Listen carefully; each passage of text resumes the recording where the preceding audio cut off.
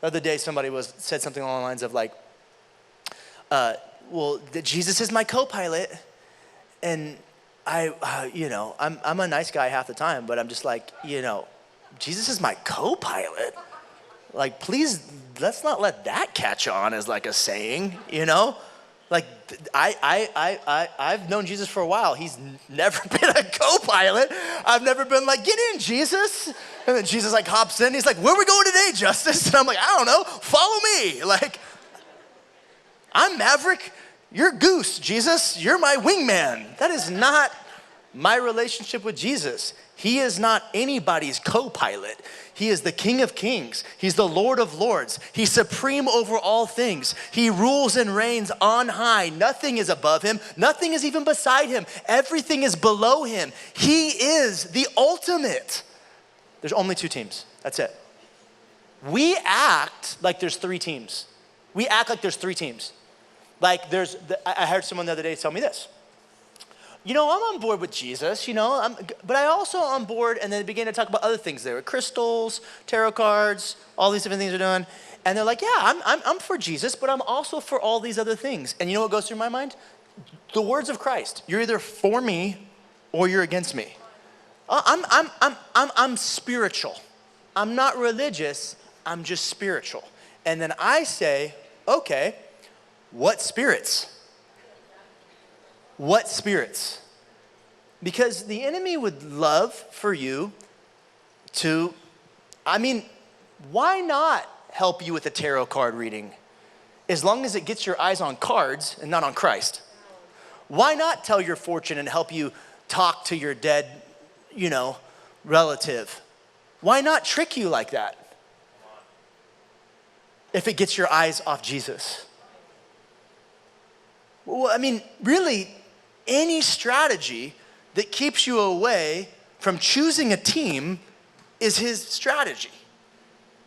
Any strategy, any plan that keeps you from aligning yourself with Jesus is another team.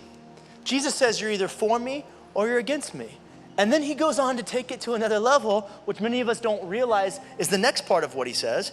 But he says, anyone who isn't with me opposes me, and anyone who isn't working with me is actually working against me.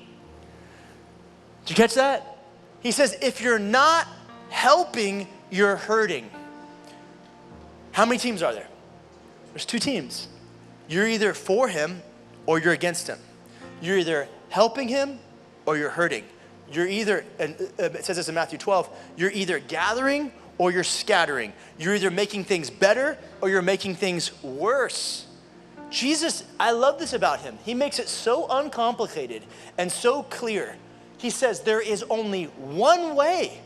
I am the way. I am the truth. I am the life. Nobody comes to the Father except through me. There is a God who willingly, it was his idea. Romans 3:23, while we were still sinners, died for us. When we weren't even for him, he was for us. He gave his one and only son so that you could have a way back to him, a freedom indeed that's possible. That you could become a new person. 3 things happen when you get saved. Number 1, you get saved from an eternity without a loving God. We stand condemned for all the wrong things that we've done. All the choices that we made. We were on the wrong team. We worked against him. Are you with me? That's how it is. We stand there sinners. We're all sinners, okay? Number 1, you get saved. Number 2, you get filled with the Holy Spirit. When you're born again, you don't just have this forgiveness, you have the Spirit of God. And number 3, you get a purpose for your life. You get a purpose that's connected to God's family and what he's doing in the world.